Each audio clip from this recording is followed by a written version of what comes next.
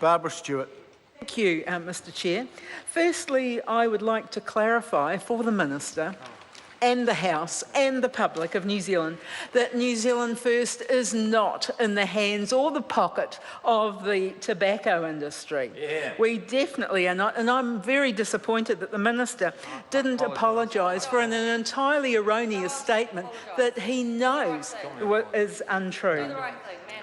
Tobacco is a legal product in New Zealand, and the government enjoys the excise tax. So I'm amazed that he was so condemning of New Zealand First. But I'd like to talk about the two SOPs that are in my name for the House to consider at this stage of the debate. I did ensure that the Minister was aware of these SOPs before they were published and reached out to him, but he did not come back and talk these through, which I found very disappointing.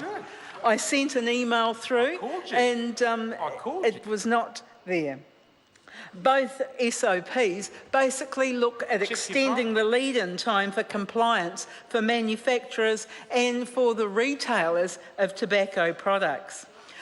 We believe in New Zealand First that the legislation has not learnt from our own example when we passed legislation requiring graphic health warnings.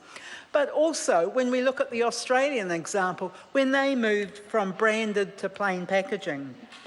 We need to be realistic as a parliament and recognise the logistical and the operational challenges for manufacturers and retailers when introducing standardised packaging. It is a change from what is there, and while the Minister says everyone has known about it for years, the exact dates are definitely not there in place even yet.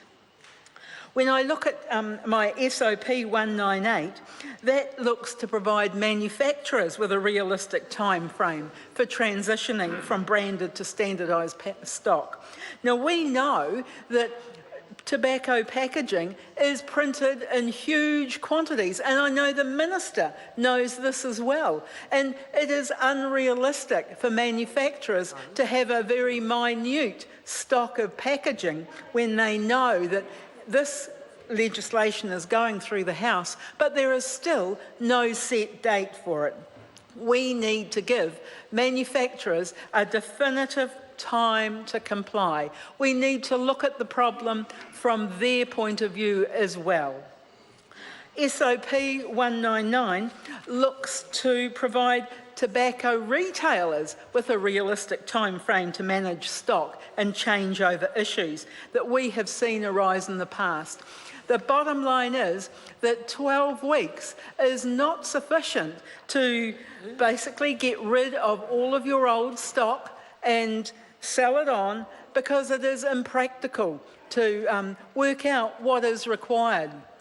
No doubt the Minister would be very happy when some of these ram raids are carried out, because then all of the cigarettes, all of the tobacco is taken by these people. So we're very disappointed that the Minister didn't reach out and at least consider it. We have looked at the Australian examples quite realistically and for a long time. So we want to learn from that particular issue. So I'm hoping that the other parties will at least consider business and the business time frame and how a business operates, even though I know that many of these people have not been small business owners themselves and don't understand the mechanics of business. So SOP 109, 198 and 199, we'd like the support of the House. We know that the legislation is going to be passed. We know that this is the new regime that is coming, but we would like manufacturers and businesses to at least have a realistic time frame to get through their stock. Thank you.